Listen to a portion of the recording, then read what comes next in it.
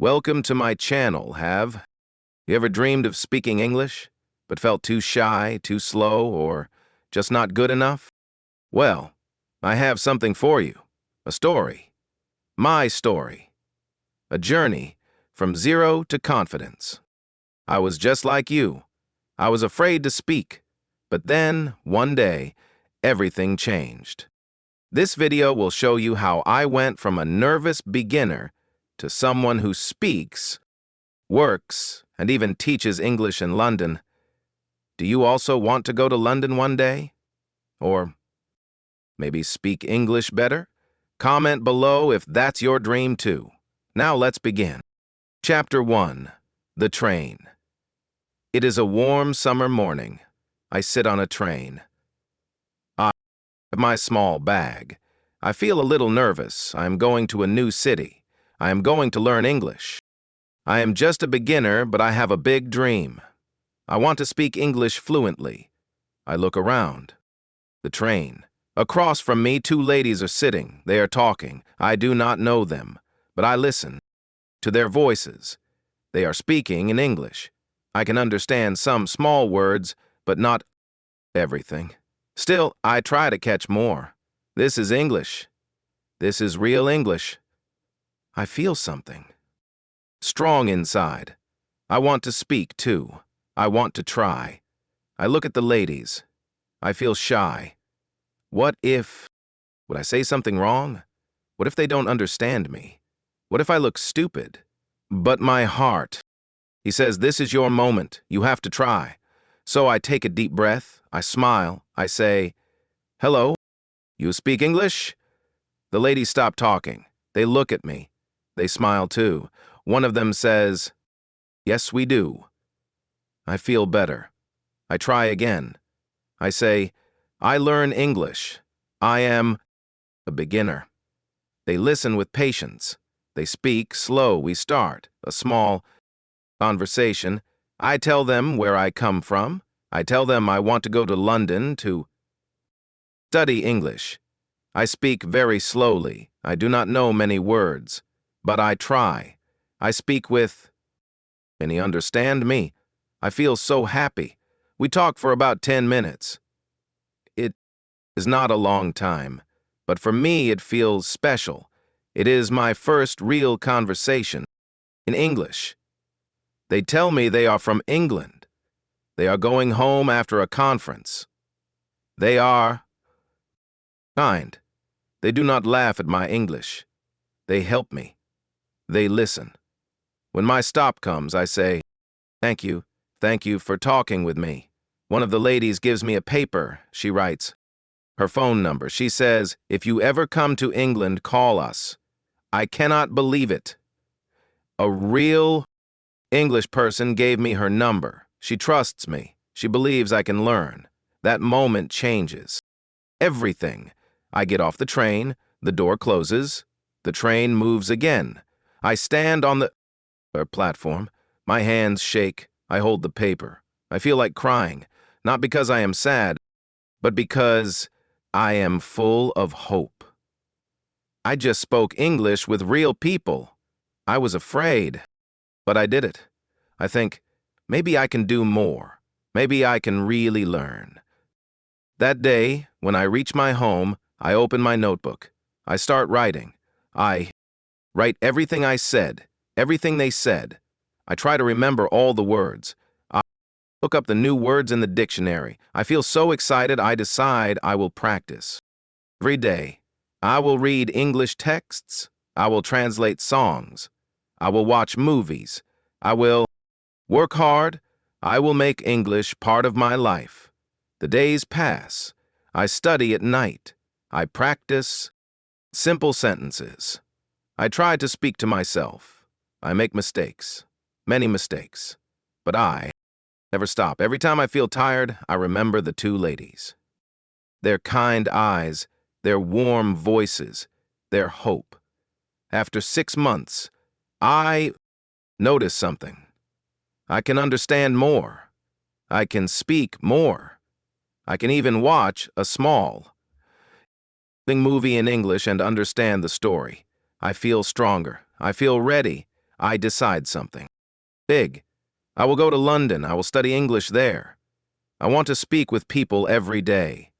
I want to live the language. I want to know more. I look for English schools in London. I find one that looks good. I send an email. They reply. They say, I can join their course. I book my ticket. I pack my bag. I say goodbye to my family. My mother hugs me and says, "Be brave." My father smiles and says, "We are proud of you." My heart beats fast. I feel fear, but also fire. This is the beginning of something new, something beautiful. I am not perfect in English, but I have the will, I have the dream, and now I have a plan. I am going to London.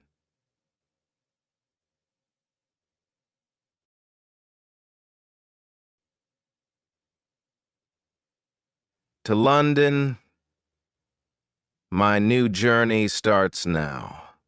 O time, northeast, equitable. The time, not yet useful. Arnie, we've come to terms with you. It is early morning. I sit at my desk with a cup of tea. The notebook is open. There are many English words inside. Some are easy. Some are difficult. I try to say them aloud. My voice is quiet, but I speak slowly. Every day, I do the same. I read short texts in English. I watch movies with subtitles.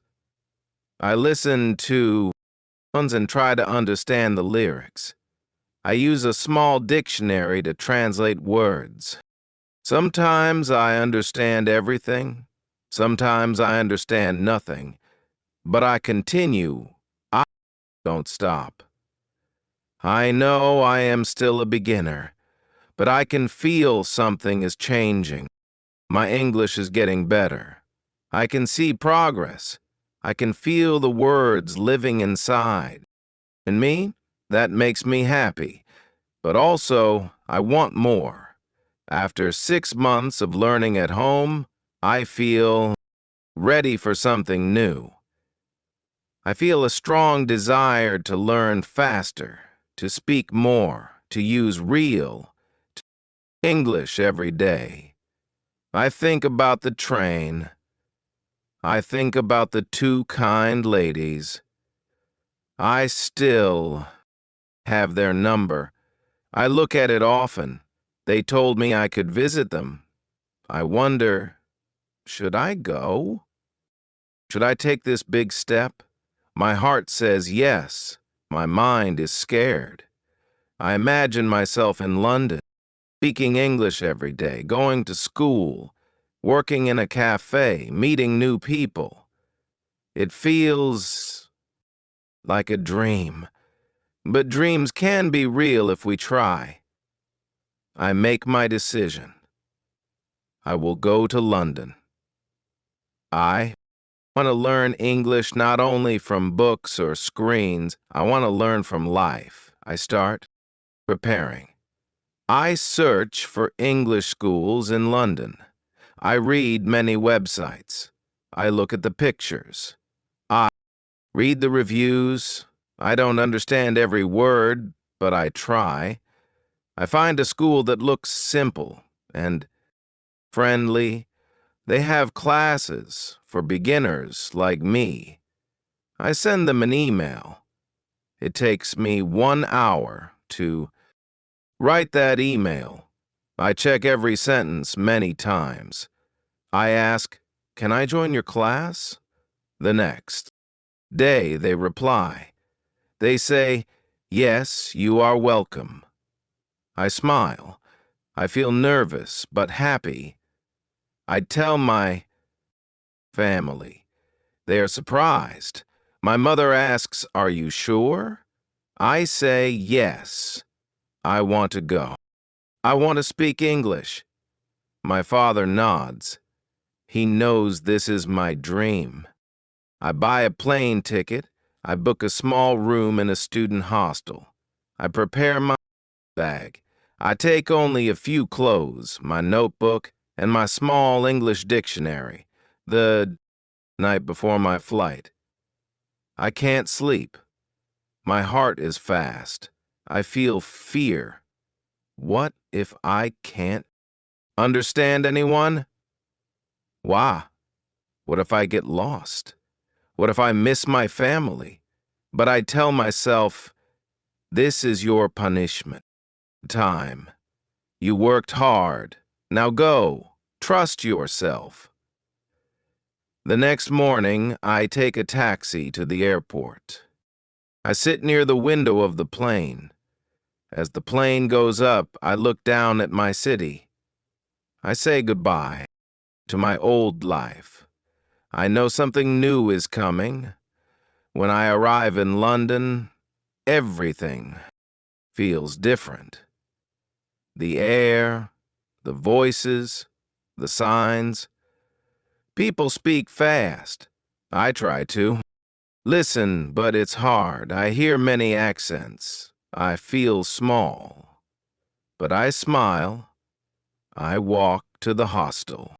I check in. The lady at the desk says, "Welcome." I say, "Thank you." It's a small word, but it feels big. I am really here. In the evening, I go for a walk. The city lights shine. I see buses, shops, people. I hear English everywhere. It's beautiful. It's also scary. I say to myself, this is not a holiday. This is your new life. I wake up early the next morning. It is Monday. It is my first day at school. I wear my clean shirt. I take my notebook. I walk slowly to the school. My legs feel heavy. I don't know what to expect. When I enter the building, I see a group of students. They all look different.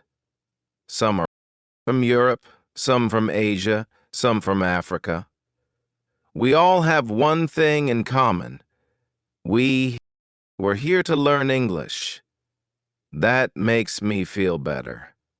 A young woman comes to us. She is our teacher. She smiles and says, "Good morning. Please tell me your name and where you are from." One by one we speak. When it's my turn, I say, "My name is Ariel. I am from Spain." My voice shakes, but I do it. The teacher asks us, "How did you study English before?" I tell her I read songs, watched films, and translated texts. I say, "I want to speak better." She smiles. She says, "You don't have to study hard. You have to use the language. In this class, we will not use textbooks. We will speak, listen, and understand English by using it." I feel surprised. No textbooks, no grammar, rules. Only real English. I like it. We speak in pairs. We ask each other, "What do you do in your free time? What food do you like?" It is simple, but I enjoy it. I speak for 30 minutes. I have never spoken English for so long in my life. I make mistakes, but nobody laughs. Everyone tries. After the class, I feel something new inside. I feel free. I am not just learning English, I am living it. I walk back to my hostel. I feel tired but happy. I write in my notebook. I write, "Today was the first day. It was good. I spoke English. I listened. I made mistakes, but I learned. I look out of the window. The sky is gray, but I feel light. I know this is just the beginning. I came to London with a small dream, but now maybe the dream will grow. Chapter 3, The First Lesson. It is my second day in London. I wake up early. My room is small and quiet. I hear the city sounds outside. Cars, people, buses. I sit on the bed for a moment and take a deep breath. Today is my first full lesson. I feel a mix of things inside. Excitement, nervousness, and a little fear. I don't know what the teacher will say. I don't know if I will understand everything. I don't know if I will speak enough. But I tell myself again, you are here now. This is your moment. You must try. I wear my jacket and leave the hostel. The air is cold, but fresh. The school is not far. I walk slowly, looking at the shops and signs. Everything is in English. I read the signs out loud in my head. I try to speak with my eyes. When I reach the school, I see the other students again. Some are talking, some are quiet like me. We all smile at each other. We are all learning. That makes me feel safe. Our teacher comes. She smiles and says, "Let's go to class." We follow her inside. The room is simple. There are chairs, a whiteboard, and a small clock. No big books, no long desks. Just us and the teacher. She stands in front of the room and says, "Welcome. This is your class. This is your journey." Then she asks everyone to say their name and their country. Some speak fast, some speak slowly, some are shy, some are confident, but everyone tries. When it's my turn, I say, "My name is Ariel, I am from Spain." I say it slowly but clearly. My heart beats fast. But I feel proud. I am speaking English. After the introductions, the teacher smiles again. She says, "Today we start something different. We will not use textbooks. We will not memorize long lists. We will speak. We will listen. We will use the language the way it is used in real life." I feel surprised. No grammar books, no tests, just communication. She explains more. She says, "Many students spend years studying English but cannot speak. Why? Because they learn about English, not with English. We will change that." I look around. Everyone is listening. Everyone is interested. Then she asks, "How did you study English before?" One student says, "I read grammar rules." Another says, "I learned word lists." I say, "I translate songs. I try to watch movies." The teacher nods. She says, "These are not bad, but they are only the start. Now we go deeper. Now we live the language." The teacher continues speaking. She says, "We use languages for one big thing: communication. When you were a baby, you spoke your language without reading books. You listened, you spoke, you made mistakes, and you learned. We We'll do the same here. I feel something open inside me. I think, maybe, learning English doesn't have to be hard. Maybe it can be natural. She gives us our first task. She says, talk to your partner about your hobbies. What do you like to do in your free time? I turn to the student next to me. He is from Turkey. He smiles. We start speaking. I say, I like music. I like football. I like learning English, he says. I like books. I like cooking. We speak slowly. We help each other with words. I feel nervous, but also happy. I am not studying English. I am using English.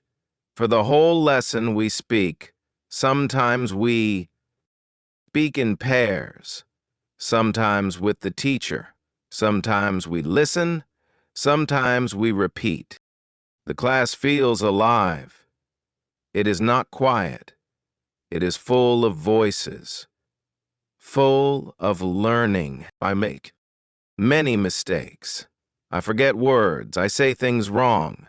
But nobody laughs. Nobody judges. The teacher smiles and corrects gently. I learn new words. I hear real English. I feel the words in my mouth, not just in my head. This is new for me. This is exciting.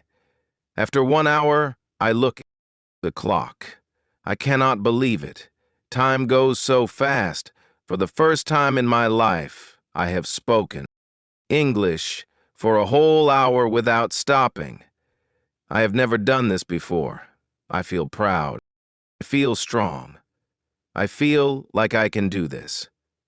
After class, I walk back to the hostel. I look at people. I listen to their voices. I hear English everywhere. This time, it feels different.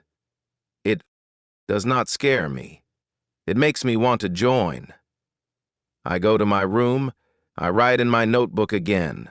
I write, today was my first full lesson. I spoke a lot. I made mistakes. But I also made progress. I like this method. It is real, it is human, it helps. Then I sit back and smile. Look at the small paper the ladies gave me on the train.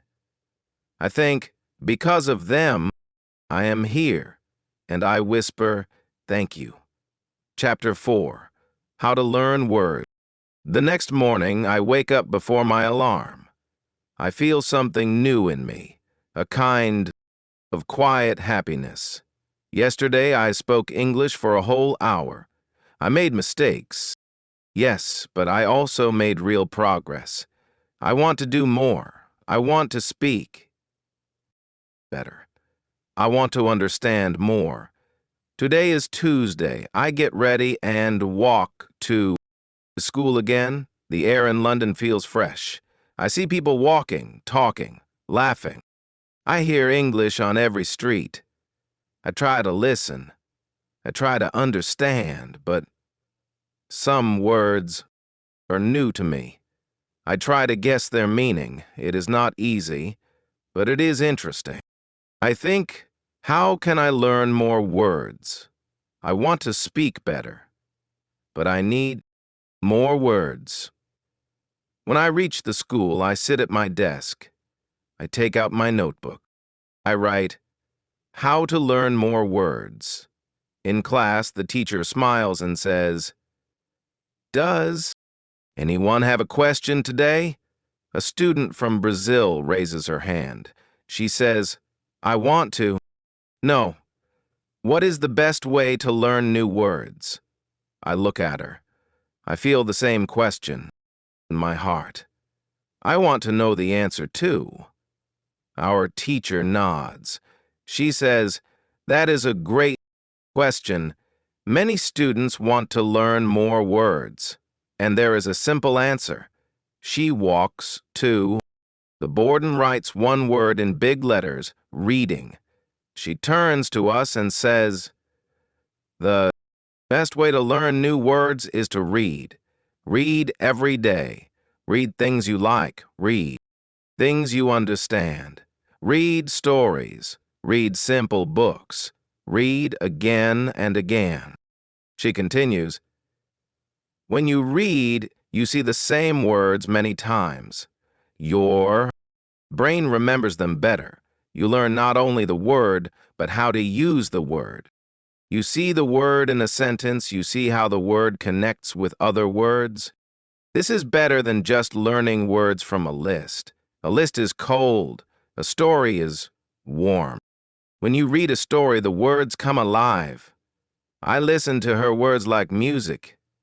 I think about the songs I translated. I think about how I remembered some English lines easily because I loved the music. I understand now. When we enjoy what we read or hear, we remember more. The teacher gives more advice. She says, choose texts that are right for your level. If you don't understand many words, it is too hard. If you understand almost everything, it is too easy. You should understand about 90% of the words. That is the best. Then she says something very important. When you see a new word, look it up in the dictionary, but don't stop reading. You don't need to write the word down. You don't need to memorize it. Just understand it and continue reading. The word will come back. It will return. You will see it again. And one day, you will know it. I feel surprised. I always thought I had to remember every new word the first time. I thought I had to write them down and study them again and again. But now my teacher says I don't have to do that. I can relax. I can just read. I like this idea. It feels natural. It feels simple. I write in my notebook, read 30 minutes every day. Don't worry. Just enjoy. After the class, I talked to another student. He is from Japan. He says he likes reading simple English stories. He tells me about a small book called The Secret Garden. He says it is easy and beautiful.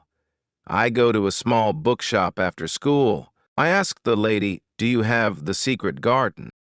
in easy English. She smiles and says, "Yes, right here." I buy the book. That evening, I read the first chapter. It is slow. I don't understand every word, but I like the story. I understand most of it. I look up a few words in the dictionary. I don't write them down. I just read. Later that night, I go for a walk. I think about today's lesson. I think about the book. I think about how many words I saw in just one chapter. I whisper the new words as I walk. I try to remember them. Some stay, some don't. But I am not afraid. I know now that I will see them again. I remember what the teacher said, words return. That makes me feel calm. The next morning at school, I feel stronger. I feel ready. The teacher talks about working in London. She says many students get part-time jobs. I feel excited. I want to work. I want to meet people. I want to use English in real life. I ask other students, "Do you know where I can find a job?" One girl tells me, "Go to the job center. They help students." After school, I walk to the job center. I talk to a lady at the desk. I say, "I am looking for a job. I am a student." She smiles and says, "Do you want to clean or work in a cafe?" I say, "I never worked before, but I want to learn." She looks at me kindly. She says, "Your English is good. You can try the cafe. You will start Thursday." I walk out. Leader of the job center with a paper in my hand. My first job in English. My heart is full. I say to myself, I can do this. I look at the sky. I smile. I whisper, thank you. Chapter 5, starting work. Thursday comes quickly. I wake up early. My hands are a little cold. My heart beats fast. Today is my first day at work. It is not a school. It is not a book. It is real. I look at myself in the mirror. I wear a clean shirt. I try to smile. I say, good morning. How can I help you? I practice the sentence again and again. I know I will need it at the cafe. I take my notebook and my small dictionary and put them in my bag. I walk to the cafe. I look at the people in the street. I look at the shops. I feel like everyone is better than me. Everyone speaks fast. Everyone walks fast. But I keep going. I tell myself, you are learning. You are trying. That is enough. When I arrive at the cafe, I see a young woman standing behind the counter. She smiles and says, hi, are you Ariel? I say yes. She says, great, I'm Emma. I'll train you today. Her voice is kind. She speaks slowly. I feel a little better. She shows me everything. The coffee machine, the cups, the sandwiches, the cakes. She explains how to clean the tables, how to talk to customers, how to use the cash register. I try to listen to every word, but some words are new. I feel lost sometimes. I nod and say, okay, I try. Emma watches me make a coffee. I press the wrong button. The milk spills. I say, sorry. She laughs and says, it's okay. You're learning. I smile. I clean it up and try again. This time, it works. She says, see? You got it. A customer comes in. Emma says, go ahead. Say hello. I walk to the counter. I say, good morning. What do you like? The man smiles and says, cold black coffee, please. I repeat, 1 black coffee. I make the coffee and give it to him. He says, thank you. I say, you are welcome. It is a small conversation, only a few words, but it feels big. I spoke to a real customer in English. I helped someone. I feel strong. After a few hours, I feel tired. My feet hurt. My head is full of new words. But I don't stop. I keep going. Emma helps me. She corrects me when I say something wrong. She shows me the right way. I learn by doing. I make mistakes, but every mistake is a lesson. I learn fast. I listen. I repeat. I say words out loud. I speak with my hands and my heart. At the end of the shift, Emma says, good job today. You're doing well. I say, thank you so much. I walk home slowly. My body is tired, but my heart is happy. I did something I never did before. I worked in English. That night I sit in my room. I write in my notebook again. I write, today I worked in a cafe. I made coffee. I spoke to customers. I made mistakes. But I learned. I am not afraid. I look out the window. The lights in London shine. I feel like I am part of something now. I am not just a student. I am a worker. I am a learner. I am a speaker. The next morning, I go to school again. My teacher says, how was your first job? I smile and say, It was good. I speak English at work. She says, that's the best classroom. Real life. In class, another student raises a hand. She says, when I speak English, I feel nervous. I don't know if I say things right. I understand her feeling. I feel the same sometimes. But now I also feel something new. Courage. My teacher says, you don't need to speak perfectly. You need to speak practice. Practice makes perfect. Practice makes you better. I agree. I saw that at the cafe. I made mistakes. But I kept speaking, and I got better. I want to tell the student, don't be afraid. Just speak. Even small words can open big doors. After school, I go to the cafe again. It's my second shift. This time I know more. I know how to make coffee.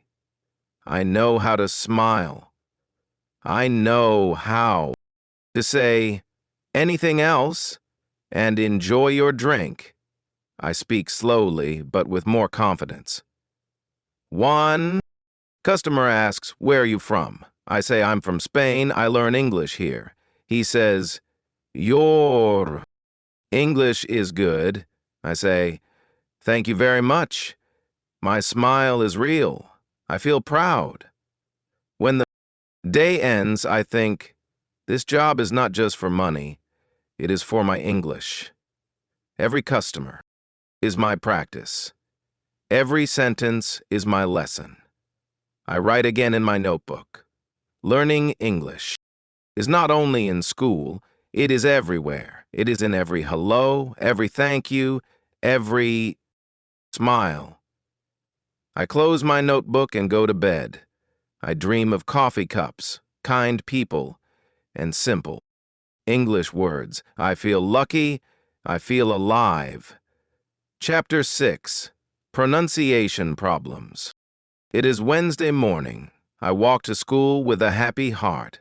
I feel good about my work at the cafe. I feel good about speaking English with real people. But there is still something inside me that makes me feel small. I know some words. I understand. More and more. I can even talk with customers now. But still, when I speak, I hear something strange in my voice. My English doesn't sound like the English I hear on the radio or in movies. My words are not clear. Sometimes people ask me to repeat. Sometimes I hear my own voice and I feel embarrassed. I think, maybe my pronunciation is bad. I want to speak better. I want people to understand me easily. I want to feel confident when I speak. But I don't know how to fix this. I hope the teacher will talk about it today. When I reach class, I sit near the same students as before. We smile and say good morning to each other. Then the teacher walks in. She looks happy.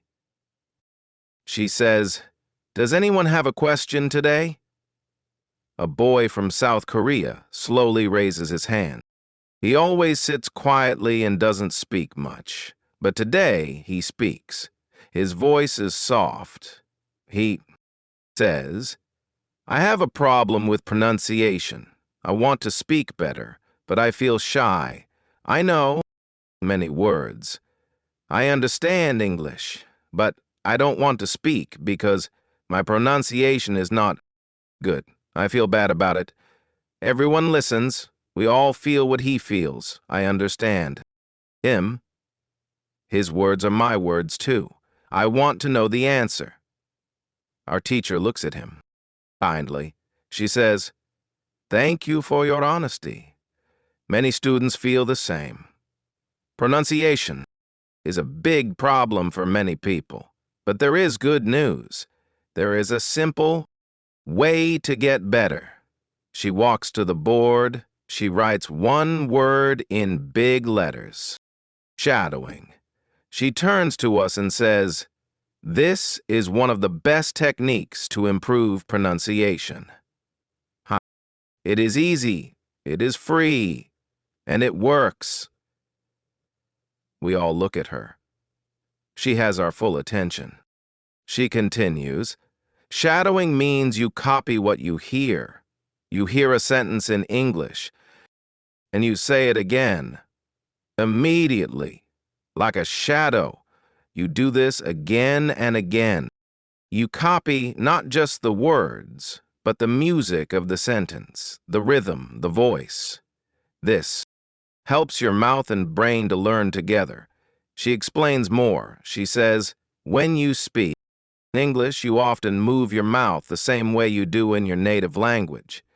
That's why your pronunciation sounds different, but when you do shadowing, you train your mouth to move like a native speaker. You use your muscles in a new way. At first, it feels strange. Maybe your mouth hurts after 5 minutes. That means it is working. You are training new muscles. I think about this. I think about sports. When I play football, I also train my muscles. Maybe pronunciation is the same. Maybe it's not about being perfect. It's about practicing. The teacher gives us more advice. She says, start with something simple. Choose a short video or audio, something you understand well. Play one sentence, pause, say the same sentence. Then play the next one. Repeat it. Do this for 5 minutes a day. Your pronunciation will get better, slowly but surely. She looks at the quiet Korean student and says, you are not alone. Many people feel shy, but you don't need to feel bad. Your voice is beautiful. All you need is practice. The world needs to hear your voice. After class, I stay for a moment. I walk to the teacher and say, I want to try shadowing. Can you help me choose something to start with? She says, yes, of course. Try short interviews with subtitles, or use children's stories in English. They are slow and clear. Listen and repeat. I thank her. Then I go to the library. I find a small video of a man talking about his dog. He speaks slowly. I play it. He says, this is my dog. His name is Max. I pause the video and say, this is my dog. His name is Max. I play the next line. I repeat again. I do this for 10 minutes. My voice sounds strange at first, but after a few minutes, I start to enjoy it. It feels like music practice.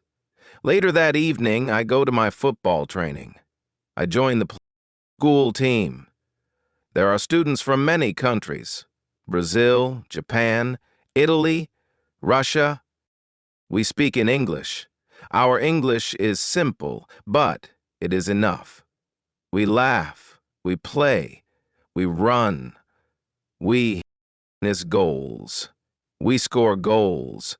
We shout words like pass and good job. I don't feel shy here. I don't worry about mistakes. We all use the same small English, but we understand each other. It is beautiful. I speak more. I feel free. When training ends, I walk home with a smile. I think about the boy from Korea. I think about the shadowing method. I think about my football team. I see that speaking is not about being perfect. It is about being brave.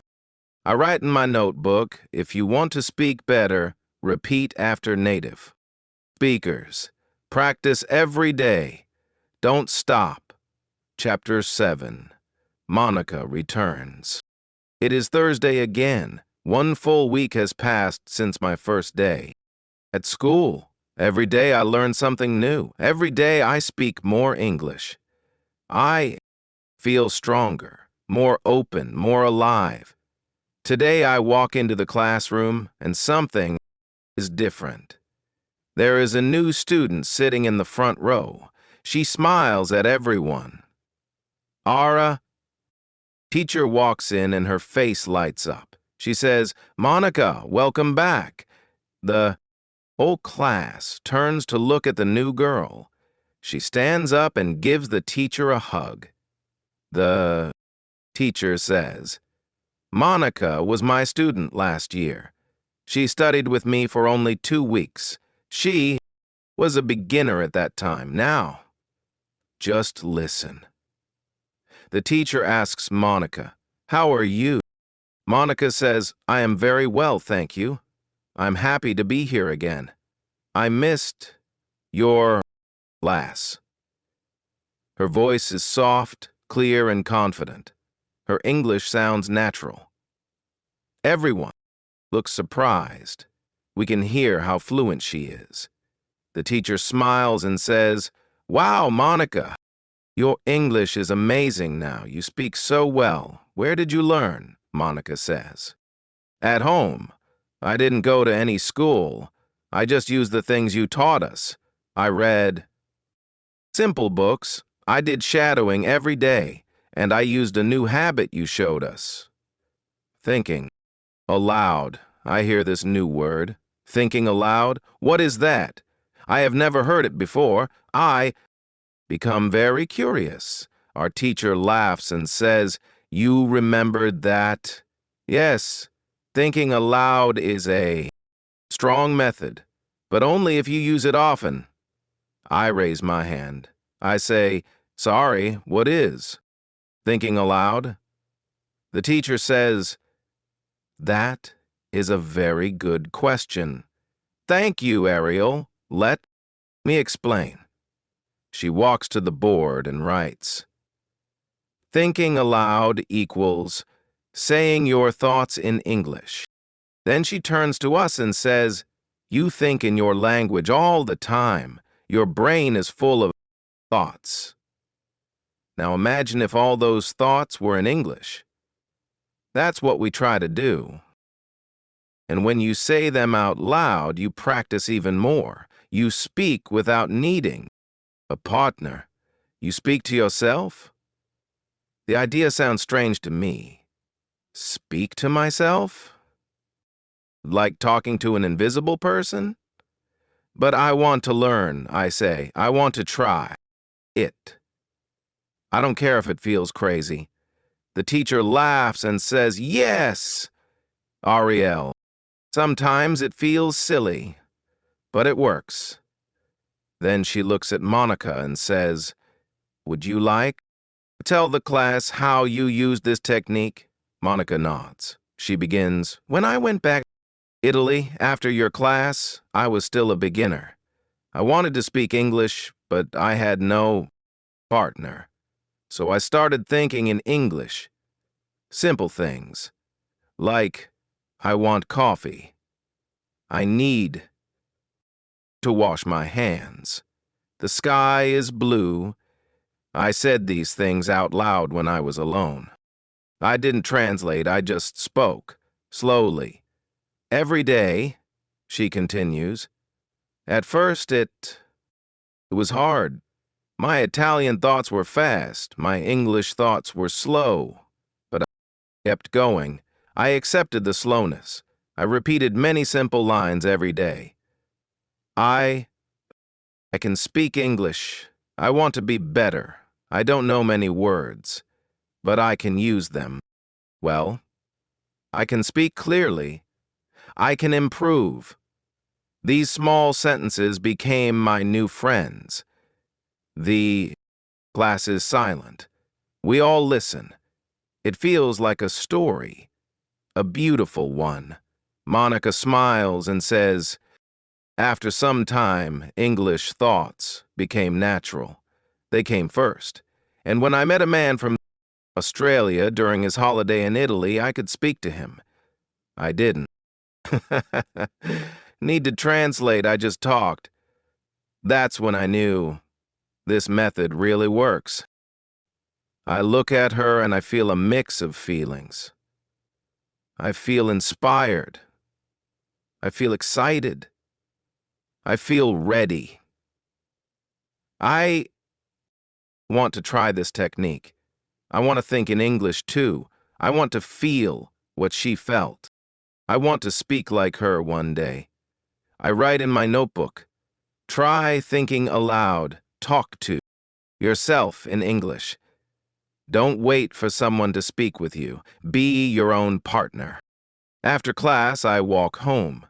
On the way, I whisper to myself, this is a nice street. I like this building. I am going to my room. I will study later. The words are slow. They are simple, but they are mine. My thoughts. In English. I feel strange, but I also feel free. I am using English outside school. I am making English my own. That evening, I practice more. I look at my water bottle and say, I am drinking water. It is good for me. I smile at my small sentence. It is not perfect, but it is alive. Chapter 8. The Power of Thinking Aloud. The next morning, I wake up early. I look at the ceiling and I remember Monica's words from yesterday. I can speak English. I want to be better. I don't know many words, but I can use them well. Her sentences still echo in my mind. They were simple, but they were full of life. I sit on the side of my bed and say, good morning. I am awake. I will go to school. I will speak English. It feels strange. I speak slowly. I hear my own voice. But I don't feel shy. There is no one around. It is just me and my thoughts. I am trying to think in English. I am saying my thoughts out loud. I remember the teacher's words. This is your free practice. You don't need a partner. You can speak to yourself. As I brush my teeth, I look at the mirror. I try again. I am brushing my teeth. The water is cold. I feel sleepy. These are not deep sentences, but they are mine, my own voice, my own language. I try not to think in Spanish. I try to stay in English. It is not easy. My mind wants to go back to my native words, but I pull it back. I say, no, English now. I walk to school. On the street, I look at things and talk. Softly. The car is red. That shop sells fruit. I see a woman with a dog. I feel a little silly, but also proud. I am not just studying English. I am using it. I am living it. Interest? At school, the teacher asks, did anyone try thinking aloud? I raise my hand. I say, yes, I tried this morning. It felt new, but I liked it. She smiles. Very good, Ariel. That's the spirit. Another student says, I also tried, but I forgot words. The teacher says, that's okay. It's normal. Don't stop. When you don't know a word, use another. Describe what you mean. That's how you grow. Then she says something powerful. You don't need perfect English in your head. You need English that moves, that comes out. Thinking aloud helps you find your English voice. We do a small activity in class. The teacher says, think of something you do every day. Speak it out loud. Say it, step by step. I think of making coffee.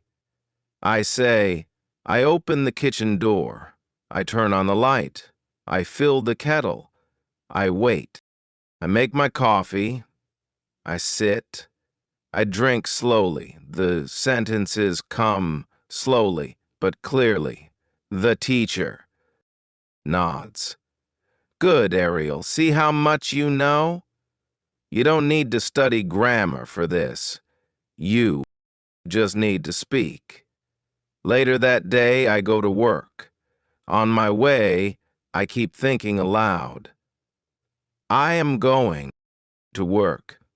I will see Emma. I will make coffee. I will speak to customers. At the cafe, I smile more. I speak more clearly. I say, "Would you like sugar?" Or, "Have a good day." These small lines feel easier now. My tongue moves faster. My words are more natural. I think the thinking aloud technique is helping me. I don't need a book to do this. I don't need a teacher with me all the time. I only need my voice, my thoughts, and my decision to try. After my shift, I sit in the small park near the cafe. The air is cool. I look around and I say to myself, "This is a nice park. There are children playing. A man is reading a book. I hear birds. I smile. I feel peaceful. My thoughts are no longer just in Spanish. They are in English, too. I am changing. I am growing." I remember something Monica said. At first, the thoughts are slow, but later, they become your real voice. I think maybe one day, my English voice will be fast. Maybe one day, I will not need to think before I speak. When I return to my room, I write again in my notebook. I write, "Thinking aloud is a gift." It feels strange at first, but it works. It makes English feel close. It makes me feel brave. Then I add more sentences. I can speak. I am improving. I am not afraid. I make mistakes, but I also make progress. These are not just notes. They are a conversation with myself. A small diary of my learning. A soft voice that says, "Keep going." That night, before sleep, I whisper again. Today was a good day. I learned, I spoke, I lived in English. I close my eyes and feel thankful. I know this is not the end. This is just the beginning of something special. Chapter 9. Grammar Worries. It is Friday morning. I feel more comfortable now. Every day I go to school. Every day I speak. A little more. I make coffee at work. I talk to customers. I listen to people in the street. I think in English. I even talk to myself in English. When I'm walking or doing something. Alone. My words are still simple. My sentences are not perfect, but they are mine. I use them. I live with them. I feel proud of my progress, but there is one thing that still makes me nervous. Grammar. I never liked grammar. Even in my own language, grammar felt heavy, full of rules and strange names. Now, in English, it feels even harder. Sometimes, I want to say something, but I stop. I think, is this correct? Then I feel afraid. Then I say, nothing. I wonder, should I study grammar more? When I reach the classroom, I hear another student asking a question. She says, "Teacher, when I speak, I am not sure if I use the right grammar. I want to speak correctly. What should I do?" I listen closely. I want to know the answer. 2.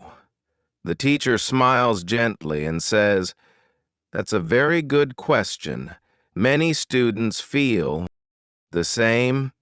But first, let me ask you something. Why do you want to learn English? The student says, I want to speak with people. The teacher nods and says, Good. Then I have something to tell you. If your goal is to speak, then you don't need to study grammar like in school. You need to use English. Grammar will come naturally. We all look surprised. No grammar, really? She continues, when you learned your first language, you didn't study grammar. You spoke, you listened, you repeated what others said. You made mistakes, but you got better. Your brain is smart. It learns from use, not from rules in a book. I feel something open inside me. I think about how I learned Spanish. I didn't study it. I lived it. I listened to my parents. I spoke with friends. Slowly, I understood. Slowly, I spoke. Better. Maybe I can do the same with English. The teacher says, when you read, you see grammar in real sentences. You learn how words work together. You don't need to know the names of the tenses. You just need to see and feel how English works. When you do shadowing, you copy correct grammar. When you think aloud, you practice making sentences. These are better than memorizing rules because they are real. They are living. English. I nod slowly. This makes sense. I write in my notebook, read more. Shadow more. Speak more. Grammar will come. One student raises his hand. He says, but what if someone wants to pass an English exam? The teacher says, that is different. If you need to pass an exam, then yes, you may have to study grammar directly, but only for that test. That's a special goal, and for that you can get old. Test papers and practice with them. But if you want to speak English in life, in real situations, then speak, read, and listen. That is the way I feel calm. I feel, free. I don't want to pass an exam. I want to speak. I want to live in English. This is my goal. After class, I walk to work. On the way, I speak softly to myself. Today is Friday. I will go to the cafe. I will make coffee. I will smile at people. The grammar is simple. The words are small, but I speak with no fear. I don't think too much. I just speak. I feel my English becoming more natural. At the cafe, I talk to Emma. I say, I feel better now. My speaking is easier, she says. Yes, I can hear that. You are more relaxed. I feel happy. I talk to customers without thinking too much. I don't stop to ask, is this correct? I just speak, and most of the time they understand me. That is what matters. When the day ends, I go to a quiet place near the river. I sit on a bench and think about my English. I say aloud, I am not perfect, but I am better. I don't need to be perfect. I just need to express my ideas. I feel strong. I feel free. I open my notebook and write, speak to be understood, not to be perfect. I draw a small smile next to the words.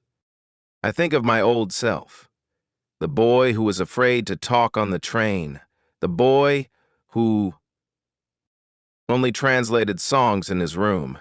That boy is still me, but now I am also someone else. I am someone who speaks English in the real world. I am someone who grows every day. I close my eyes and whisper, "Thank you." Chapter 10. Testing Yourself. It is Saturday. There is no class today. I wake up later than usual. I feel relaxed. But then, a small question comes into my mind. I ask myself, how much English do I know now? I don't know the answer. I speak more. I understand more. But how much? Am I really improving? Or do I just feel better because I'm more confident? I want to know. I want to test myself. I want to see how far I have come. Not for a grade, not for school. Just for me. Just to feel sure that I am growing. So I decide to do a little test. Not a grammar test. Not a hard exam. Just a small activity. I take a blank notebook. I sit on my bed. I open to the first page and I write this. What do I do in a normal day? Then I try to write my full daily routine in English. I write about waking up, brushing my teeth, going to school, learning new things, working at the cafe, talking to customers, walking, home, eating dinner, and sleeping. I write slowly. I don't worry about mistakes. I only focus on writing as much as I can in English. After 30 minutes, I stop and look at the page. I feel proud. It's full of my own English words. The spelling is not perfect. Some grammar is wrong, but I understand every word. And most important, I made it, all by myself. Then, I decide to test another skill, listening. I open YouTube and search for a slow English story. I find one about a girl who moves to a new city. I close my eyes and listen. I understand almost every sentence, not every word, but enough to follow the story. I smile. I remember the first time I listened to English. I understood nothing. Now, I understand the meaning. That is a big step. Later, I go to the cafe. I work the afternoon shift. While working, I try to use new sentences. I say, "Do you want milk with your tea?" Or, "Would you like to sit near the window?" Simple phrases, but before, I didn't use them. I was afraid. Now I try. Some customers are surprised. One man says, "Your English is getting better." I laugh. I say, "Thank you, I'm practicing." It feels good. This is also a test. Real life. Real English. Real people. Real answers. After work, I meet a friend from school. His name is Luca. He is from Italy. He also wants to test his English. We sit in a park and decide to talk only in English for 1 hour. No Italian, no Spanish, just English. At first, we are a little shy. We both speak slowly. We search for words. But after 10 minutes, we both smile. We talk about food, about football, about dreams. The hour goes fast. I laugh a lot. I forget I'm speaking English. It feels like my own language. That is the best feeling in the world. When I return home, I write in my notebook. Today I tested myself, and I passed. Not because I was perfect, but because I tried, and I saw the results. I also write a small note for tomorrow. Test again next week. Speak more, listen more, write more, grow more. I understand something important now. You don't need a big exam to know your level. You can test yourself in small ways. Try writing a page. Try listening to a short story. Try speaking with a friend. Try talking to yourself in English. These are your real tests. You can test your English with your life. That is how you grow. At night, I look in the mirror and say, I'm proud of you. I smile. I feel strong. I feel like a student who is no longer just learning English. I am now using English. 2. Live. That is a big change. A beautiful change. Chapter 11. Handling mistakes. It is Monday again. I go to class like always. The sun is shining, but one student looks worried. Her name is Hana. She is from Japan. She always listens carefully, but today she is quiet. Her teacher asks her, "Is everything okay?" Hana looks down. Then she says, "I'm afraid to speak. I make many mistakes. I don't want to sound stupid." The room becomes very quiet. I look at Hana. I understand her. I feel the same sometimes. Many of us do. We want to speak. We want to practice. But we are afraid. What if people laugh? What if we say the wrong word? What if our sentence sounds strange? It's like a wall inside our head. The words want to come out, but they hit that wall of fear. Then the teacher speaks. Her voice is soft, but strong. She says, "Hana, mistakes are part of learning. You cannot grow without them. You cannot speak well unless you speak badly first." We all listen carefully. She walks to the board and writes in big letters, "Mistakes equals progress." She turns to us and says, "Children fall when they learn to walk. You fall, you cry, but you stand up again and again. One day, you run. That is how learning works." Then she tells us a story. She says, "When I first learned French, I once told a waiter that I wanted to kiss the food, not eat it. Everyone laughed. But I laughed too. I never forgot the right word, after. That. We all laugh with her. Even Hana smiles. The room feels lighter. The teacher looks at us and says, "The real mistake is silence, not speaking at all. If you speak and make a mistake, that is good. That means you are trying. That means you are learning. Don't fear mistakes. Welcome them." I write those words in my notebook. Don't fear mistakes. Welcome them. After class, I think about my own fear. I remember last week, when I forgot a word while talking to a customer. I just stood there, smiling, frozen. I didn't know what to say. It felt terrible. But now I think maybe that was not a bad moment. Maybe that was a moment to learn. If I had spoken, even with mistakes, I would have learned faster. So I'd decide something. From now on, I will make mistakes with pride. I will speak, even if I am unsure. I will ask questions. I will laugh at myself.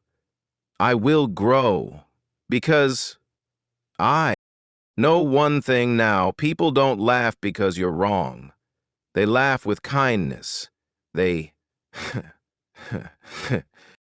laugh because they also understand how hard it is.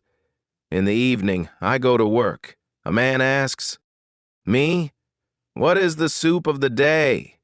I forget the word for tomato.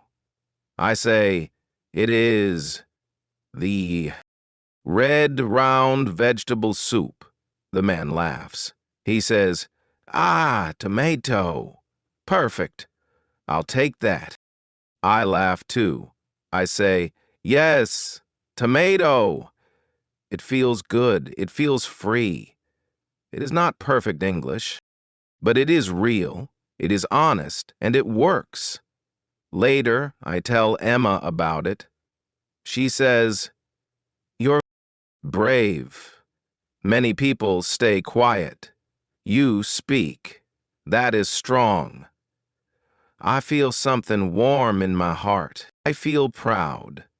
Not because I got it right, but because I didn't run away from the mistake. I stood there and I kept going. That night I think of Hannah again. I wonder if she will speak more tomorrow. I think she will, because today something changed in all of us. We saw that mistakes are not monsters. They are teachers. They show you what we don't know so we can learn it. Before sleeping, I talk to myself in English. I make small mistakes. I smile. I keep going. I whisper, "Mistakes are my friends. They help me grow." Chapter 12, Memory Problems. Is Tuesday morning. I sit in the classroom and feel ready to learn. I open my notebook. I look at the words I wrote yesterday, but something is wrong. I don't remember them. I read the words again. I feel confused. Why is it so hard to remember new words? I write them. I read them. I say them out loud. But the next day I forget. I feel sad.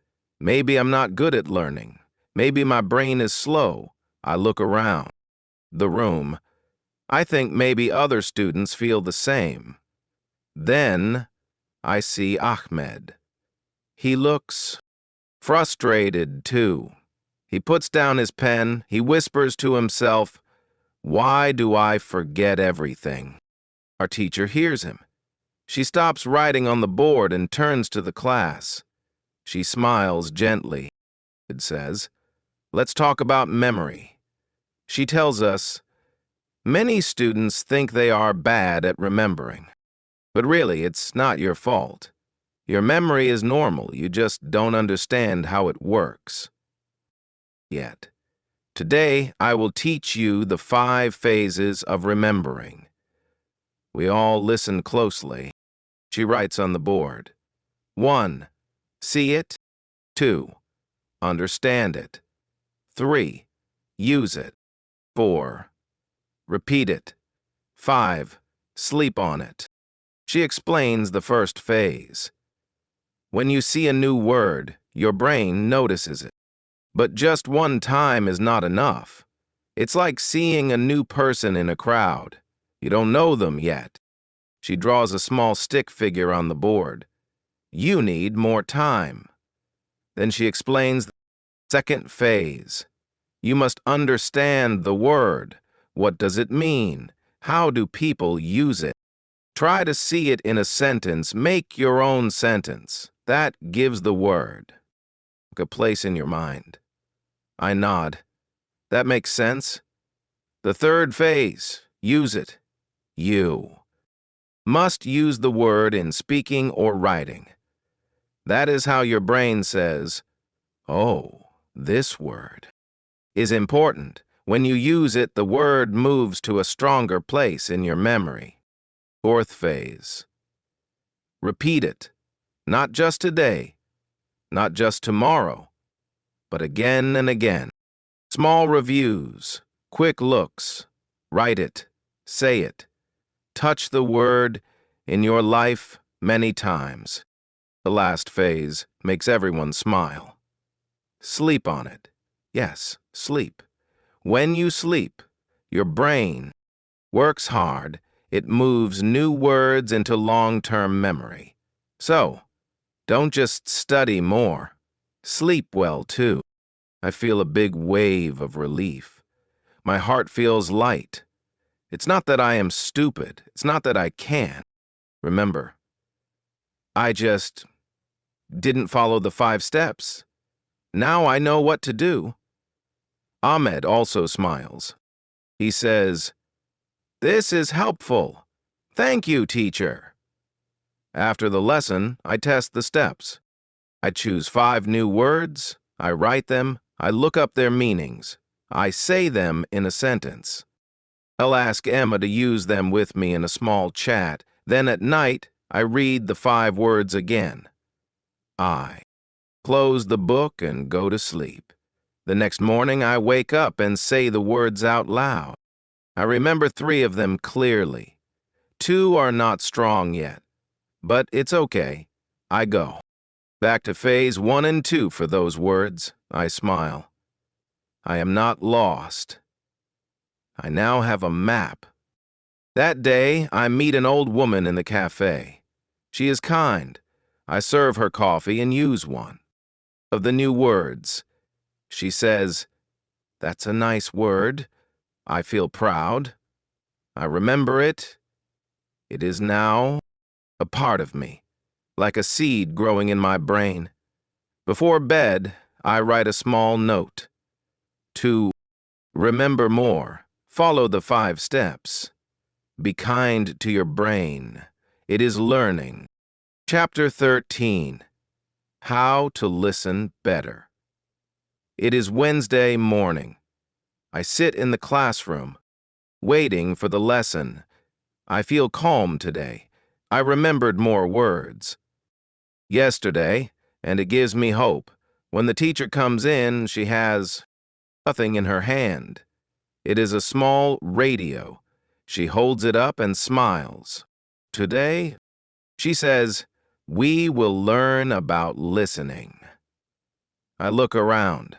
Some students look worried. One student says, "Listening is too fast for me."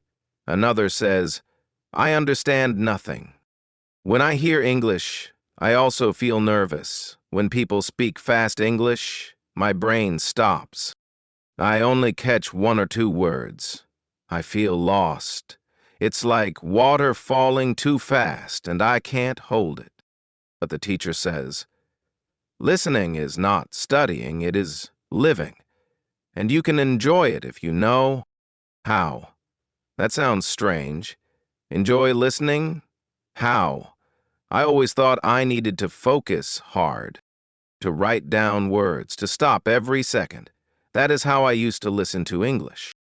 But I never felt relaxed. Then the teacher turns on the radio. A soft English voice starts to speak. It's a story. It is slow and clear. We all listen quietly. No notebooks, no writing, just listening. I close my eyes. The voice tells a story about a boy in a boat. I don't understand every word, but I feel the story. I imagine the boy. I see the water in my mind. I feel calm. After 5 minutes, the teacher turns off the radio. She says, "You don't need to understand every word. You need to feel the sound. Listen like music. Let it touch you. Don't fight it." Then she gives us 3 tools. Tool 1, easy. Input. Listen to slow English, simple stories, children's books, English for learners. Don't start with fast news, she says. Start with soft English, like a river. Tool 2, repeat often. Listen to the same thing many times. Each time, you hear more, she says. Your brain starts to catch patterns. That's how babies learn. You can too. Tool 3. Don't stop the audio, just let it play, even if you miss words. Don't pause. Don't rewind. Let your brain swim in the sound. I write these steps in my notebook. 1. Easy input. 2. Repeat often. 3. No pausing. Then she says something powerful. You don't. Learn to listen by trying harder. You learn by relaxing more. After class, I go to the library. I find a section called Easy English Audiobooks. I take one and borrow a CD player. I sit by the window. I press play. A kind English voice begins to read a story about a dog named Max. I smile. It is simple. I listen twice. That evening, I talk to Emma. I tell her about the listening class. She says, I do that too. I watch English cartoons. They help me. We go home and sit in the lounge. She puts on an English cartoon. The characters speak slowly and clearly. We laugh at the funny parts. I understand more than I expected. The next day I listen. Again, to the dog's story while walking to school. I don't stop the audio. I just let it play. I hear words like bark, bone, and happy. I repeat them softly. My brain feels light, no pressure, just fun. Later that week, something happens. A man at the cafe speaks to me in English. He says, "The weather's lovely today." I hear it clearly. I reply, "Yes, it's very sunny." It is fast, but I understand. For the first time, I don't feel scared. I feel ready. Now, listening is a part of my day. I play English in the background while I cook. I listen to easy stories before sleep. Sometimes I don't understand. But that's okay. I keep going. My ears are learning, even when my mind is quiet. Before bed, I write in my notebook. Listening is not study. It is connection. It is music. Let it flow. Chapter 14. Real Motivation. It is a rainy Friday in London. The sky is gray. People walk fast with umbrellas. I walk slowly to school. My legs move, but my mind feels tired. I feel heavy. My job at the cafe is hard. My English is better, but sometimes I feel stuck. I want to speak fast like a native speaker. I want to remember everything, but some days I just feel slow. I sit down in the classroom. My head is full of doubt. Why am I doing this? Why am I still here? Our teacher enters with a big smile. She says, "Today we will talk about motivation. Why do you want to learn English?" No one answers at first. She writes on the board, "Your reason is your fuel."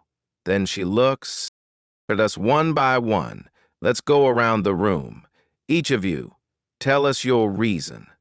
Be honest. Speak from your heart. She points to Ahmed. He sits up and says, "I want to get a good job. In my country, English opens doors." We nod. That makes sense. Emma says, "I want to travel alone. I want to talk to people, ask for help, make friends. I want to feel free." Her eyes shine. Monica says, "I love English movies. I want to understand them without subtitles. I want to feel the emotion in every word." Even the quiet student from Korea says, "I want to speak to my cousin. He lives in Canada. I want to talk to him in English. He doesn't speak Korean well." Then it's my turn. I pause. I look out the window. The rain is falling slowly. My heart beats a little faster. I say, "I want to sing the Beatles. I want to understand their songs. When I was small, my father played them every Sunday. I didn't understand the words, but I felt something. The music stayed in my heart.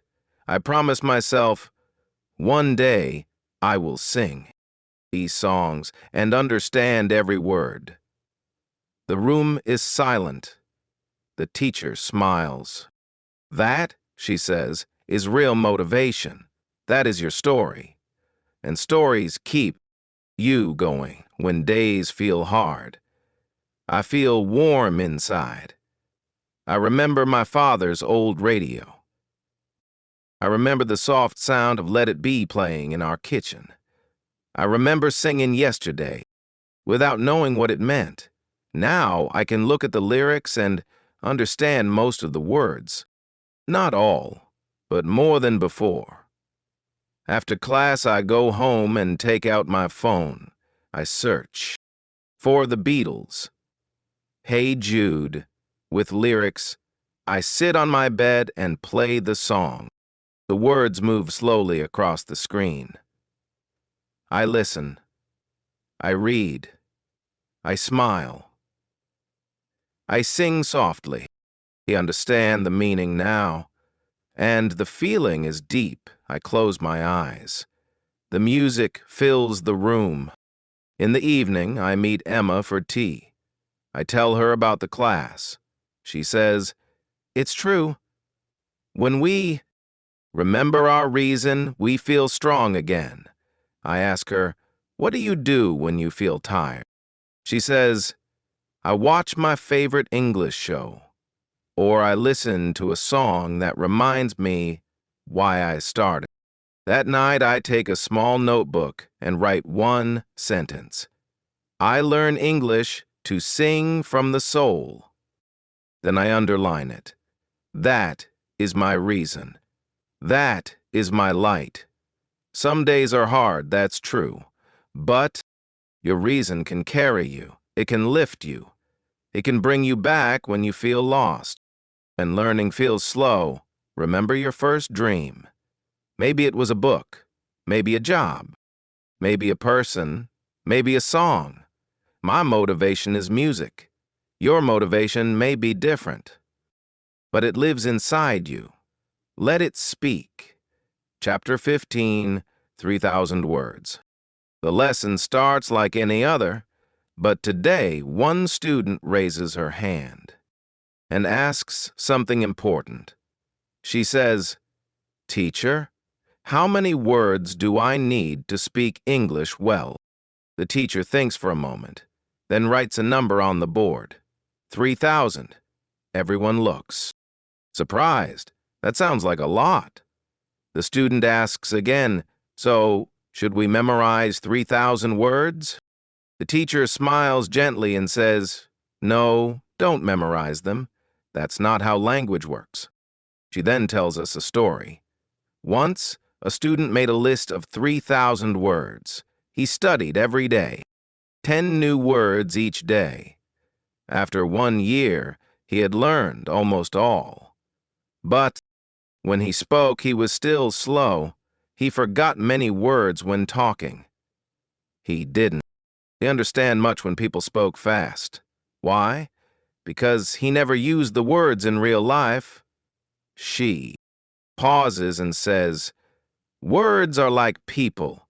You don't really know them after one meeting. You know them after you talk to them many times, in many places. That's how it works with vocabulary. I listen quietly. I understand what she means. I also tried to learn words from lists when I started. I downloaded apps, I filled notebooks.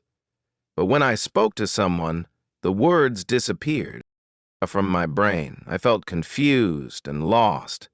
The teacher continues, "Don't chase 3,000 words. Let them come to you. Meet them in stories, in real conversations, in songs, in shows. When you see a word many times, in many places, your brain remembers." When you see a word many times, in many places, it worked naturally. That is real learning. She says, if you read and listen every day, the 3,000 most common words will visit you again and again, and they will stay with you. Then she opens a book and reads a short paragraph. We listen. We know many words already. A few are new. She explains nothing. We just listen again. This time, I understand more. My brain is doing the work. No stress, no pressure. She looks at us and says, "Language is not about force, it's about feeling. Read a little, listen a little, every day. Don't worry about the number, just connect. After school, I go to the library. I pick up an easy English storybook. I read 3 pages. I see some words again, quietly, window. Wait, smile. I don't look them up, I understand them from the story. It feels natural. On the bus home, I think about 3,000 words. I realize something. I already know many. Maybe 500, maybe 1,000, and each day I learn more. Without making Guernsey list, just by living with English. At work that evening, a customer asks me, "Can I get a sandwich without onions?" I understand every word. I smile and say, "Of course." Then I write no onions on the order paper. I feel proud. 2 new words I didn't study, but now I know them. Later that night, I listened to my favorite Beatles song again. This time, I understand the line. Take a sad song and make it better. I feel something deep inside, words with feeling, and stay longer. I take my notebook and write, "Don't study words, live with them. Let them find you." Chapter 16. A Scottish Accent. It is a busy morning at the cafe. I put on my apron and take a deep breath. I feel ready. My English is better now. I understand customers. I speak with confidence. I take orders, smile, and make small talk. I even enjoy the job now, but today, something strange happens. A man walks in and comes to the counter. He smiles and says something to me. I hear the words, but I don't understand anything. His voice is fast. The words sound strange. It's English, but it feels like a different language. I feel my heart beat faster. I say, "Sorry, can you repeat that, please?" He smiles again and repeats it. Still, I understand only 2 words, toast and tea. I try to guess. "Would you like toast and tea?" I ask. He laughs and nods. Then he says something else, and again I don't understand. I feel confused. I feel small. After he leaves, I ask my manager, "Where is he from?" She says, "Oh, he's Scottish. That's a Scottish accent. It can be hard to understand, even for native speakers." I feel surprised. I thought I knew English, but now I feel like a beginner again. It's scary. That evening, I tell my teacher what happened. She smiles kindly and says, "Yes, accents are a part of real English. There are many accents in the UK. Scottish, Irish, Northern, London, American, Australian. All sound different. That's normal." She tells the class a story. "When I first visited America, I couldn't understand people in Texas. Their accent was strong and different, but with time I got used to it. You will too." She plays a video for us. It is a short clip of a man from Scotland ordering food. I listen. It is fast, but this time I catch more words. The teacher says, "Don't worry if you don't understand at first. The key is listening more. With practice, your ear becomes stronger. At home, I feel better. I go on YouTube and type Scottish English for beginners. I find a short video. I watch it with subtitles. I listen again and again. I repeat the words. I smile. It feels like learning music. New rhythm, new sound. Next day at work, the same Scottish man comes again. He smiles. I smile back. He says, "Morning. Just the usual, please." I understand him. I say, "Toast and tea." He laughs and says, "Aye, you remember." I feel proud. It's a small win, but it means a lot to me. Later that day, I think about accents. I realize something important. English is not just one sound. It has many faces, many voices, and that's beautiful. I want to understand them all. I want to travel. I want to listen to people from different countries. I want to connect with them. I write in my notebook, understanding English accents takes time. Be patient. Keep listening. Don't give up. Chapter 17. What's your level? It is a rainy day in London. The classroom feels quiet, soft, almost sleepy. Our teacher walks in and writes one word on the board, level. Then she turns to us and asks, "What is your level of English?" We look at each other. Nobody speaks. One student finally says, "Maybe, intermediate." Another says, "I think, beginner." I feel confused. I don't know what my level is. I speak, I listen, I read, I learn. But what does it mean? The teacher smiles and explains, English levels are not magic. They are just a way to describe how many words you know and how well you can use them. Let me show you something. She draws 3 circles on the board. In the first circle, she writes 500 words equals beginner. In the second, 1,502, 0, 0, 0 words equals intermediate. In the last 3,000 plus words equals upper intermediate to advanced. Then she looks at us and says, if you can read this sentence, understand it, and reply in your own words, then you already have more than 1,500 words. I sit quietly and think. 1 year ago, I couldn't speak much. I didn't know many words. I didn't understand movies. I couldn't order coffee in English.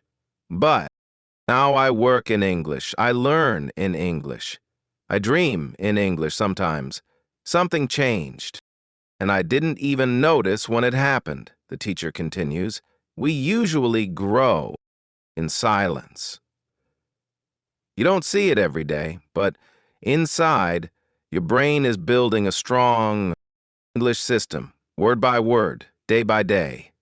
One moment you feel stuck, the next, you understand a song or a joke.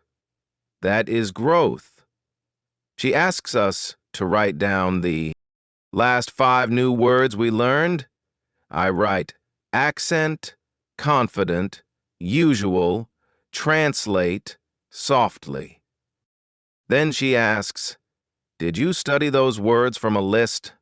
I shake my head. Did you find them in real life? I nod. She says, then you are learning at the highest level. I feel something warm in my chest. Maybe I am not a beginner anymore. Maybe I am in the middle of the journey. Not at the start, not yet at the top, but moving forward every day. That gives me hope. After class, I walk through the city. I read the signs. I hear.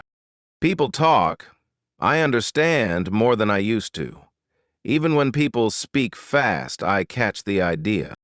I no longer panic, I guess. I feel, I reply. Sometimes I make mistakes, but I keep speaking. Later, I open my notebook and write, "What is my level? I don't know, but I am growing." And that is enough. I listened to a podcast that night. They used some new words, but I understand 80%. That used to be impossible. Now it feels natural, like breathing. I smile. I send a message to my teacher. "Thank you for showing me that I am not stuck. I am moving," she replies. "You always were." Chapter 18. The Shy Student. It is a new week at school. The room is warm. The teacher walks in with a gentle smile and says, "Let's begin with something simple. Everyone will say one thing they did this weekend." I look around. One girl sits very still. Her hands are under the table. Her eyes are down. Her name is Hannah. She joined our class last week. She always listens, but never speaks. Today it is her turn. The teacher asks, "Hannah, what about you?" There is silence. Everyone waits. Hannah opens her mouth, but no words come out. I feel her fear. I remember when I was like that. My hands would sweat, my heart would beat so fast. I understand her. The teacher waits with kindness. Then she says, "It's okay. You can say just one word, or even show with your hands." Slowly, Hannah whispers, "Park." The teacher smiles. "You went to the park?" Hannah nods. "That's great. Did you go alone?" Hannah shakes her head. "With sister." The teacher claps softly and says, "Beautiful. But you made a full sentence. You used what you know. That is the secret. We all feel something." The whole class is quiet but full of respect. The teacher turns to us and says, "Sometimes we wait for perfect English, but perfect never comes. You don't need all the words, just enough to share your idea. That is real speaking." Then the teacher teaches us something powerful. And you don't know a word, don't stop, describe it. Use other words, go around it, use your hands, use your face, use what you know. She gives an example. If I forget the word umbrella, I can say, "It is something you hold when it rains. It keeps you dry," and people will understand.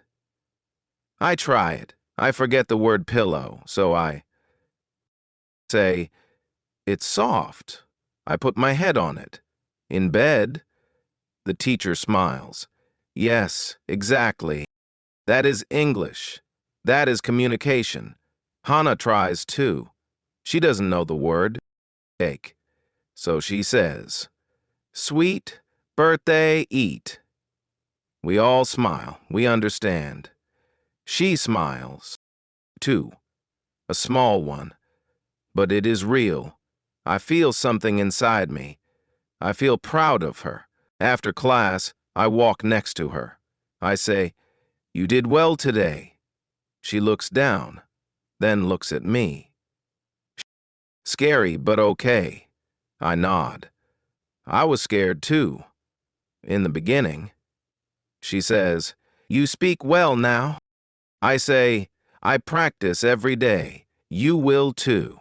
That evening, I write in my journal, "When you don't know the word, explain what it does, what it looks like, what..." This is how you keep speaking. And I also write, "Shy people can learn to speak. One word at a time, one brave step at a time. Next day, Hannah raises her hand first. She wants to try again. She speaks a little more. We listen. No one laughs. We all support her. I feel something strong. This class is not just about English. It's about helping each other grow. Chapter 19, the final lesson. It is the last day of school. The sun shines through the window. The classroom feels quiet, soft, like a dream coming to an end. My teacher stands in front of the class. She says, "Today, we say goodbye, but not to English.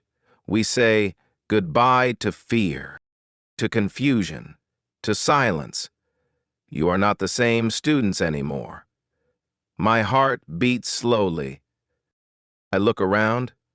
I see the faces of my classmates. Some smile, some cry. I feel something deep in my chest. A year ago, I was afraid to speak. I didn't know what to say. I was shy. I was lost. But now, I speak every day. I work in English. I think in English. I feel in English. My voice is stronger. Our teacher asks, "Would anyone like to share something before we finish?" I raise my hand. She nods. I stand up. I say, "1 year ago, I was new here. I didn't know many words. I didn't speak much. But you all helped me. This class helped me. You showed to me how to learn, not just words, but confidence, not just grammar, but life. Everyone is silent. Some smile, some wipe tears. I continue. Now I work in a cafe. I listen. Tell to customers, I help them. I play football with people from many countries. I make mistakes, but I don't stop.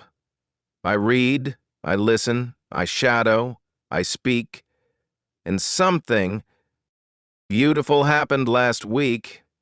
I pause. I was helping a new student from Turkey. He didn't know how to ask for help in English, so I showed him, slowly, with easy words. I used the same methods my teacher used with me. And he smiled. He said, "Thank you." And I felt something big. I was a teacher. For one moment, the teacher claps, the class claps. I sit down. My eyes are full of water, but I smile. After the class, I walk through the same streets I walked when I first came to London. The shops are the same. The buses are the same. But I am not the same. Later, I go to my job at the cafe. A girl comes. She looks nervous. She says slowly, "I want coffee, please." I smile. I speak slowly back. I say, "Good job. Don't worry, I understand." She nods shyly. I see myself in her eyes. At night, I look at the moon and think, one day, maybe I can be a teacher. A real teacher. Not just of English, but of hope. 1 year later, I teach English in my country. Not in a big school, just in a small room, for beginners, for shy people, for people who think I can't. And I tell them, yes, you can. I tell them my story. I tell them about the ladies on the train, about my teacher, about learning slowly, about football, about my cafe job, about shadowing, about reading, about Hannah, and about how one day English stopped being scary.